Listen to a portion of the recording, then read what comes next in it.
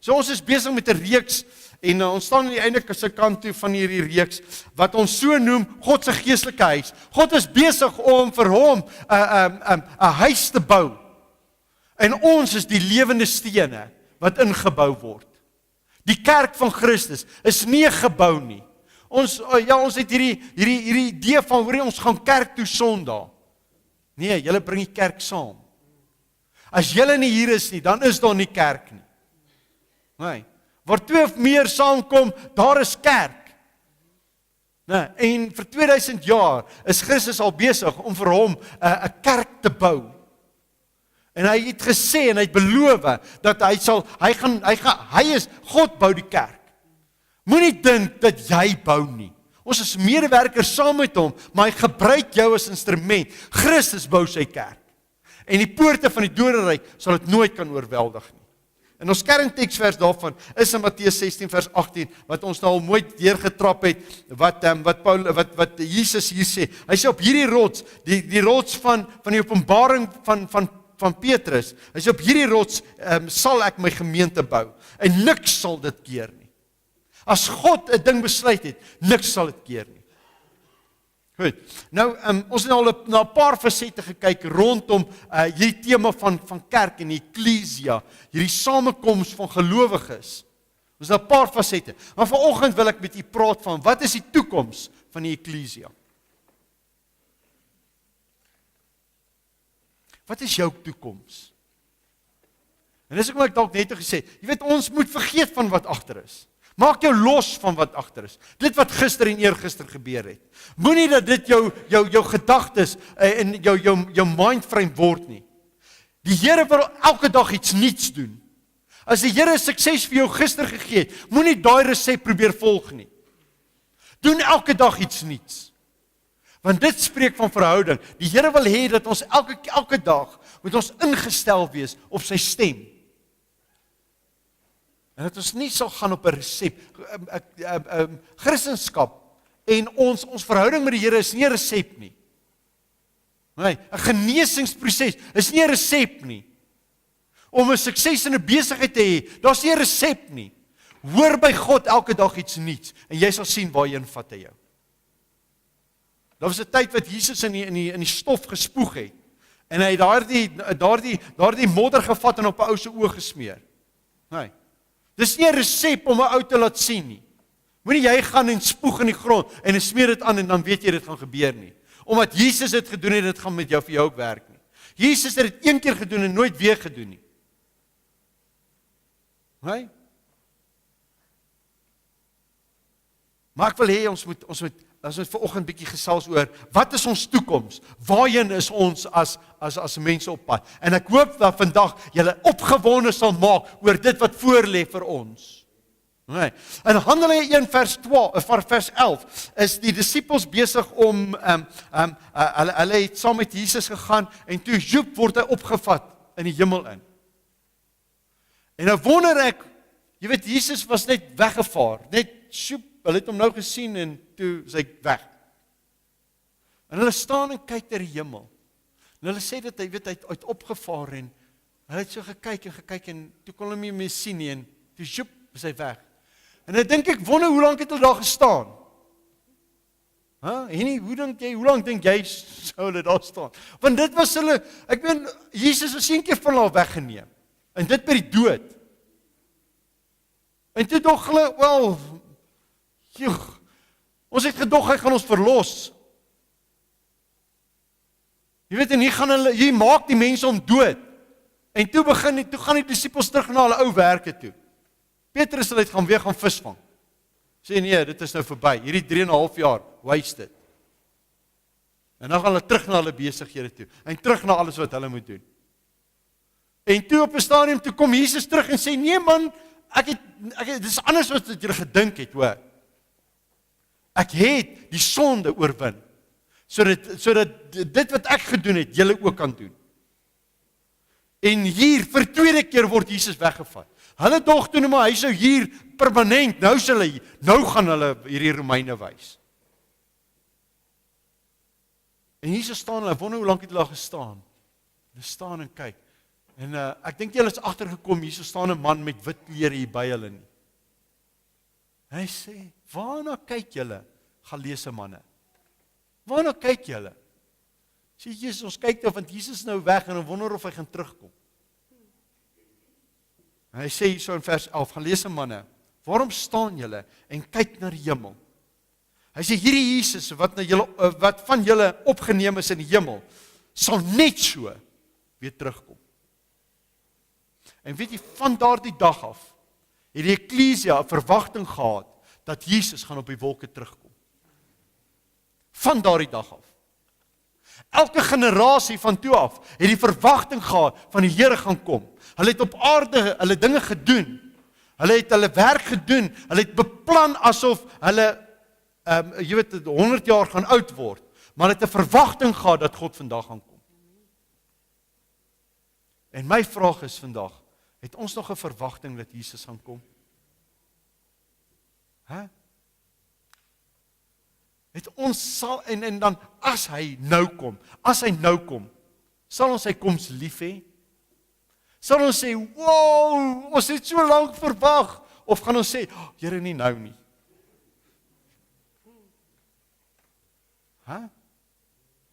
Kom ons lewe met die verwagting, Jesus kan elke oomblik kom. En dan as hy nou kom, dat ons sal sê, wow, Here, ons is bly hy is hier. Nie sê, Jesus, wat het ek nou gedoen? Here, ek wou nog dit gedoen het. Ek wou nog vir jou dit en dit gedoen. Ek wou nog. Nee, maar ons stel so uit. Maar net soos wat hy opgevaar het, gaan daar 'n dag aanbreek, waar die hemele weer gaan skeur, en dat ons hom almal gaan sien op die wolke terugkom. En dan gaan hy, wag, ek wil nou nie vooruit af. Kom ons gaan kyk, in Johannes 14, vers 3, sê Jesus, hy sê, en as ek gegaan, en vir julle 'n plek berei het. Nee, Jesus het gegaan, 2000 jaar terug, het hy gegaan, en hy was nogal besig gewees. En ons het al hieroor gepraat, dat hy is besig om vir jou 'n plek te berei. Nee. Hy is besig om sy huis hier te bou, maar hy is ook besig om jou huis in die hemel te bou. Hy is besig om vir jou 'n plek te berei, vir my en vir jou. En as ek gegaan en vir julle plek berei, dan kom ek weer. En ek sal julle na my toe neem, sodat julle kan weet waar ek is. Dink in jou geestesoog net nou. Waar dink julle is Jesus nou? Hierdie oomblik, waar's Jesus? Hy sit langs die Vader, op die troon, in heerlikheid. En in daardie plek waar hy nou is, daar is geen stryd nie. Daar is geen trane nie. Daar is niks wat vir hom 'n droefheid gee, daar waar hy is. En Jesus sê, ek gaan hom vir julle plek te berei, vir 2000 jaar is hy besig, en dan wanneer hy kom op die wolke, gaan hy ons as kerk, ons as Eklesia, vat waar hy is. En waar is hy? Langs die troon, op die troon, langs God die Vader. En hy gaan ons vat daar waar hy is. Dink julle dit is awesome om daar te wees? Gaan lees weer 'n bietjie Openbaring. Van Johannes, wat hierdie openbaring gekry het. God het die gordyne van die ewigheid so 'n bietjie gevat, en het vir hom so oopgemaak, en gesê, kyk, dit is wat voorlê vir die Eklesia. En dit was vir hom overwhelming. Hy het op sy aangesig neergeval en gesê, wow, dit is fantasties. En ek wonder, ek dink nie hy wou ooit teruggekom het nie. En dit is wat vir ons voorlê, is om die ewige heerlikheid saam met God te wees. Het ons nog 'n verwagting daarvoor? Sien jy uit daarna om saam met God in die heerlikheid te wees? En dan, maak dit vir jou die moeite werd om hierdie stryd waarin ons vandag is, om dit deur te gaan. Elkeen van ons gaan deur 'n stryd. Is dit waar? Elkeen van ons het 'n stryd wat ons stry elke dag. Party van ons wonder, hoe gaan ek hierdie week deurkom? Maar die Here sê, hey, hierdie bietjie stryd wat jy nou deurgaan, die heerlikheid wat jy gaan ervaar in die hiernamaals, gaan veel groter en veel beter wees. Kom ons kry net 'n perspektief. Ons van die Bybelse tyd af, van Dawid hulle se tyd af, het Dawid hulle self gevra. Jy weet hoekom is dit? Jy weet ek kyk na die goddelose en kyk hoe goed gaan dit met hulle en hulle het nie stryd nie en hulle het net alles in oorvloed. En dan gee die Here vir hom weer net, hoorie, dink 'n bietjie aan wat vir jou voorlê. En dan sê hy, weet jy wat? Al het ek hier niks nie. Maar 'n dag en 'n oomblik in die teenwoordigheid van God is vir my beter as 10.000 dae daar buitekant. Waar ek net kan ontspan en kan doen wat ek wil. Die mense wat daar buitekant, ons kyk na hulle en ons dink dat dit met hulle goed gaan, maar dit is 'n smagting na dit wat ek en jy het. 'n Vaste vertroue van wat die toekoms vir ons inhou. Maak nie saak wat met jou gebeur nie. Paulus skryf, hy sê man, of ek lewe of ek dood het, jy weet, dit is vir my, ek het geen probleem daarmee nie. As ek lewe, dan is ek hier om werk te doen, en dit is vir my, dat ek vrug sal hê op my arbeid. Maar vir my, is vir my verder gaan beter om te gaan, want dan is ek by God. Jesus kom ons haal. Jesus kom ons haal, om by hom te wees vir 'n ewigheid, dat alles waardeur ons gegaan het, dit nooit weer sal gebeur. Dit is awesome. Nee. Dan hierdie stukkie in Openbaring 21, waar Johannes nou in die hemel is, en die engel wat by hom is, wat saam met hom deurgaan, hy sê vir hom, kom hierheen, en ek sal vir jou die bruid toon, die vrou van die lam. Hierdie wat Jesus mee besig is al 2000 jaar, om 'n eklesia te bou. Weet jy wat? Dat ek en jy is sy bruid. Hy sê, kom, ek vir jou wys. Dit is waarvoor God in die begin die hemel en aarde geskep het. As jy wonder, wat is die nut en die doel van die lewe? Hoekom het God alles gedoen? Dit gaan oor die bruid en oor niks anders nie. Hy het die hemel en aarde gemaak. Hy het die uitspansel gemaak. Die mense wonder, hoekom is dit so groot? Kan dit wees dat 'n mens vir soveel ligjare in een rigting in beweeg en jy nie die einde daarvan kry nie? En die wetenskaplikes sê dat hulle weet nou al waar die einde van die heelal is. Jy weet, hulle kan presies bepaal waar die einde is van die known universe. Jy weet, en hulle kan sien dat hy word groter, en dan word 'n bietjie kleiner, dan word 'n bietjie groter as dit, en bietjie kleiner, hy word groter in sulke rukbewegings, en dit spiraal uit, hulle weet presies alles dit. En hulle sê, maar hulle weet nog nie wat is na agter dit. Hulle sê, daar is geen einde daaraan nie. Hoekom sou God 'n fisiese wêreld so groot maak? Hy wil net sê, dat jy, swakke mens, wat so klein is, hier op aarde, en jy so klein in hierdie uitspansel, dat al hierdie goed is, ek wil net vir jou wys, dat jy, wat net 'n stofdeeltjie is hier, klein op aarde, jy is vir my die moeite werd in alles dit. God wil sy grootheid en sy liefde vir ons net wys. Alles wat hy gedoen het, elke dingetjie wat hy van die begin af gedoen het, die eerste woorde wat hy gespreek het, dat die aarde geskep is, van toe af, was sy hele uiteinde, is dat die bruid moet daar kom. En Adam het gesondig, en dit het God se beeld in ons gebreek. En hy het uit die profete gestuur, hy het uit Abraham daar gestel, en alles is gekom om Jesus te bring. En Jesus se rede was, dat hy kan sê, dat ek wil 'n eklesia bou. En hierdie eklesia word die bruid. Alles wat God doen, gaan oor my en jou. En dat ons 'n bruid saam kan wees. En dan die hoogtepunt van alles, van Adam se kant af, en selfs voor dit, die hoogtepunt gaan kom, die dag as Jesus kom om sy bruid te kom haal. Mense, ek dink die hemel sien uit na daai dag. Die hemel sien uit na daai dag. Gaan praat met enige jong dogter. Nou, dan sê jy, wat is jou grootste droom? Daai dag as ek my rok aantrek. Hulle droom van kleins af oor hulle troudag. Is dit nie waar nie? Ons as mans worry nie regtig nie. Jy daag maar net op. Jy moet daar wees, want sy het gesê jy moet daar wees. Nee. Maar dis haar dag. 'n Troudag gaan oor die bruid. Jy's maar net daar. Jy weet die foto's daar, maar kyk die bruid, hy chickie ou daar langs haar, Shane. Maar dit gaan alles oor die bruid. En dit is so ingebou in ons as mens, dat die Here kan sê, leer by dit.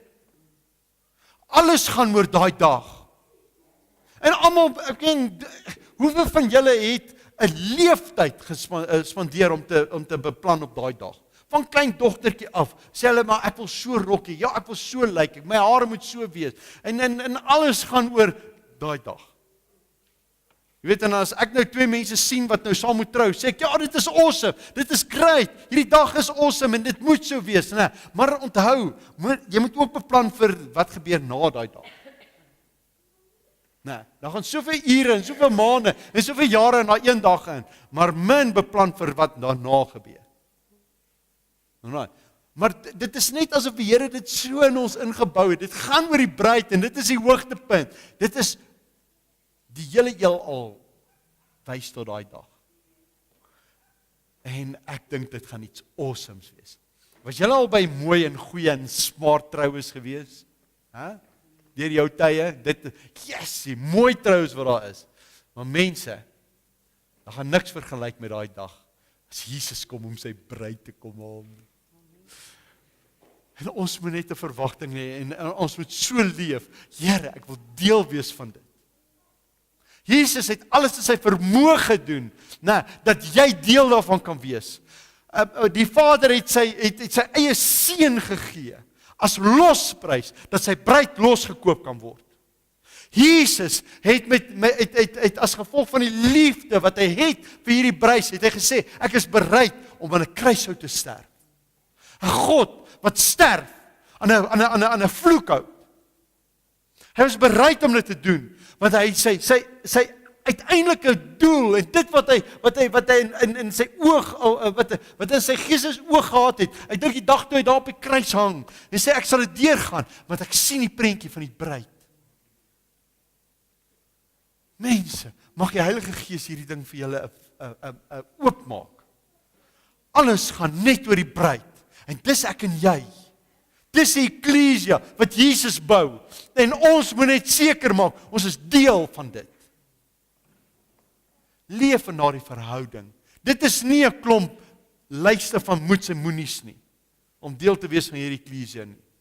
Dit gaan alleenlik oor verhouding wat jy moet kweek met God die Vader. En met Jesus Christus, en die Heilige Gees, wat jou beste vriend is, hy wat hier binne in jou is, wat met jou is, hy sal jou nie een oomblik alleen laat nie, tot die volëinding van hierdie wêreld, totdat jy jou laaste asem uitblaas, en dan daarna, hy sal jou nooit, ooit begewe nie.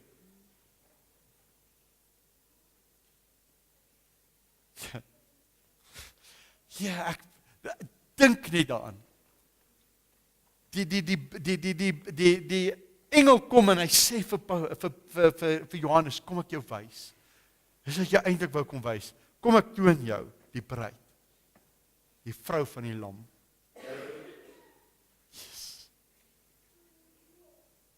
Ja, en ons moet 'n begeerte hê om deel te wees van daai dag.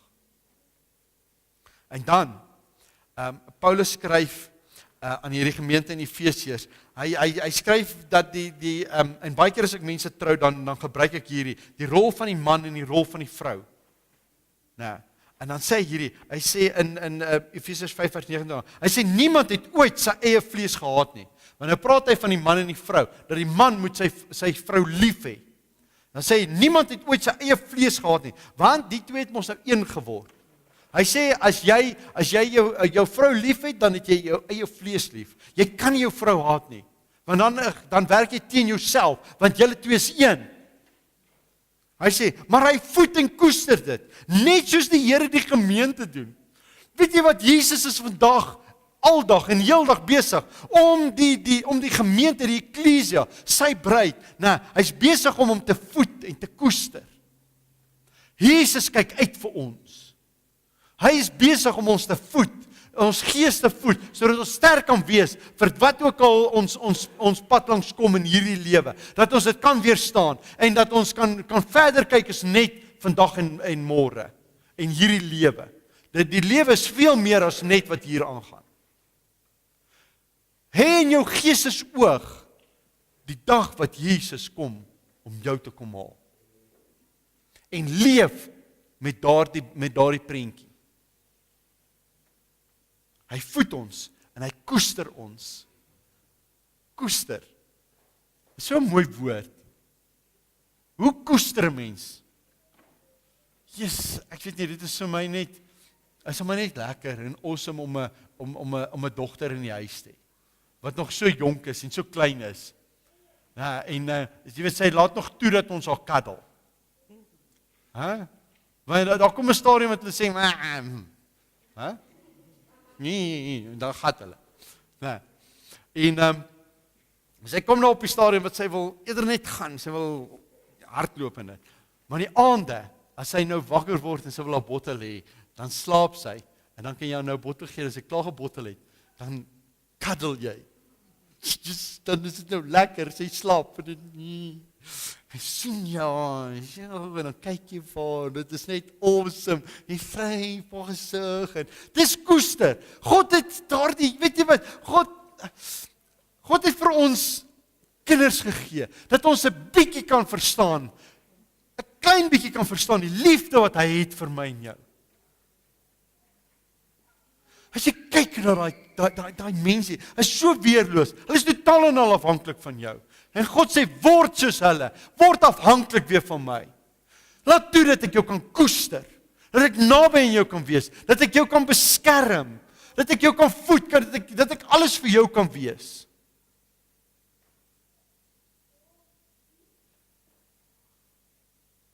Hy sê, want ons is lede van sy liggaam. Ons is die eklesia. En Jesus gee om vir my en jou. Hy wil hê dat dit met ons moet goed gaan. En dan in vers 32 sê hy, dat hierdie verborgenheid, wat ek nou met julle deel, die feit dat, want hy praat oor die rol van die man en die vrou in die huwelik. Hy sê, God het die huwelik ingestel. Maar hy sê, jy weet, wanneer ek praat oor die rol van die man en die vrou, jy weet, is dit 'n groot verborgenheid, want God het die huwelik ingestel, sodat jy kan verstaan die verhouding wat daar is, tussen Christus en die eklesia.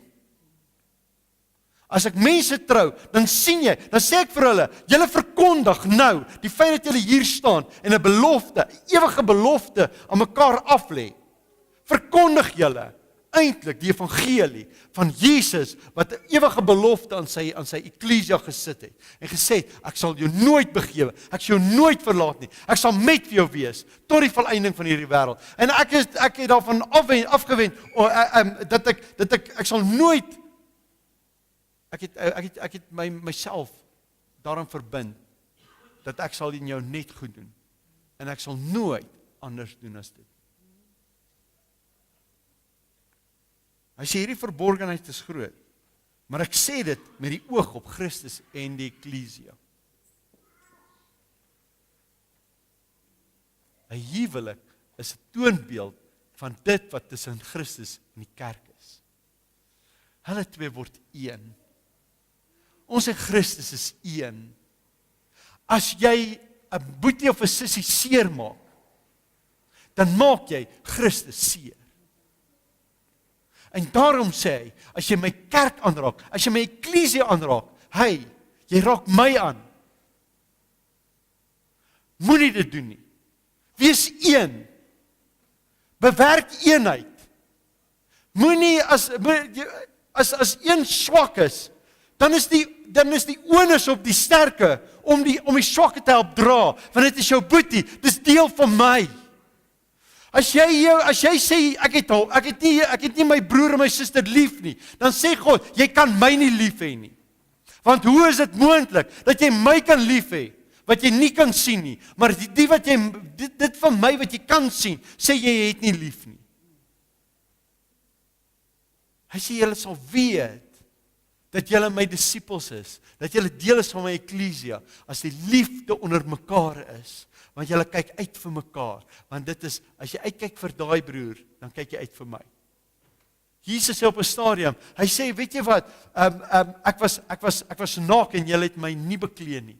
Ek het koud gehad en julle het my nie warm gemaak nie. Ek het honger gehad en julle het my nie gevoed nie. Ek was in die tronk en julle het my nie besoek nie. Hy sê, Here, wanneer het dit gebeur? Jy sê, ons sal alles doen. As jy het behoefte het, dan sal ons dit dadelik doen. Hy sê, weet jy wat? As jy dit nie aan die geringstes van my liggaam doen nie, nee. As jy dit aan hulle doen, dan doen jy dit aan my. As 'n groot verborgenheid hierin. Ons is die liggaam van Christus. Kom ons kyk uit vir mekaar. As jy wil weet wat jou liefde is vir Christus, nee, kyk na die liefde wat jy het vir jou boetie en jou sussie. Want ons gaan eendag, jy kan nie sê, Jesus, ek kan nie saam met hierdie ou, weet, hy het my so seer gemaak en hy het my so teleurgestel, nee, ek gaan nou 'n ander kerk toe nie. Dit kan nie wees nie. Hy's nog deel daarvan. En sorteer dit nou uit. Want andersins gaan jy ewigheid saam met ons spandeer. Ja, jy dalk aan die verkeerde kant. Kom ons bewerk eenheid. As daar in 'n ander gemeente of 'n ander dorp of iewers iemand is wat jy dink hy het iets teen jou, dan sê die woord, gaan en gaan maak reg. Gaan en gaan maak reg. Bewerk die eenheid, sover dit van jou afhang. Leef in eenheid saam met alle mense. Kan julle verstaan hoe dit saamkom? Jesus is besig om 'n eklesia te bou. Kom ons wees daar vir mekaar. En weet julle, ek verstaan ons leef in 'n baie besige en 'n bedrywige lewe in dit. En dinge gaan partykeer staf in dit. Nee. Maar weet jy,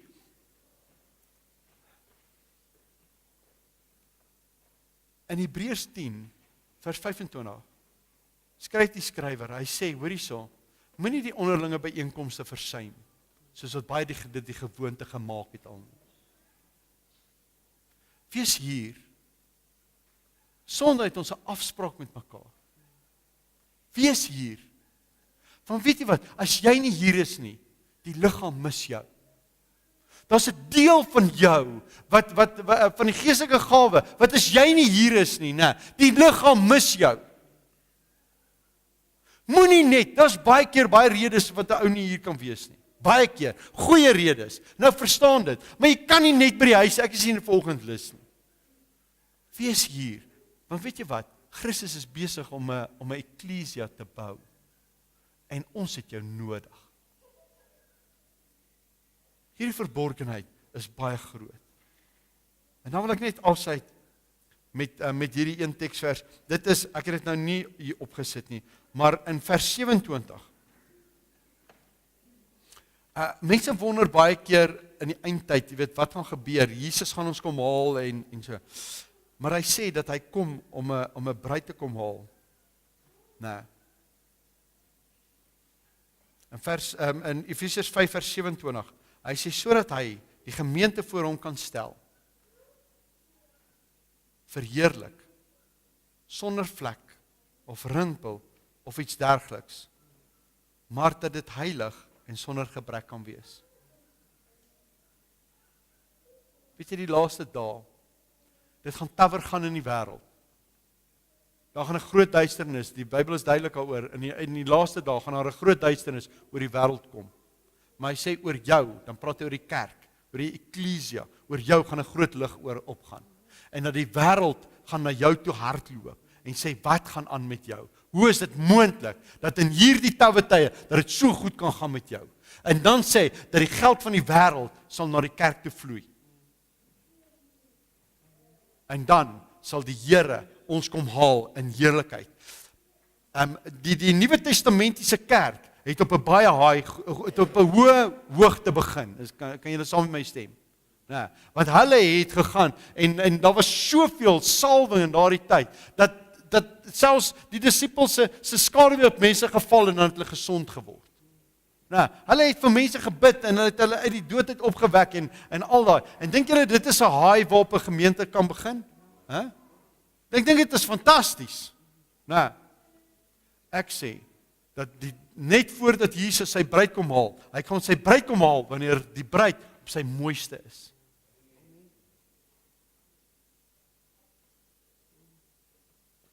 Jesus weet wanneer die bruid reg is. Ofwel net die Vader weet. En hy sal op 'n stadium vir Jesus sê, is tyd, gaan haal haar. Nou. Maar dan, wanneer hy ons kom haal, gaan die bruid op sy mooiste wees.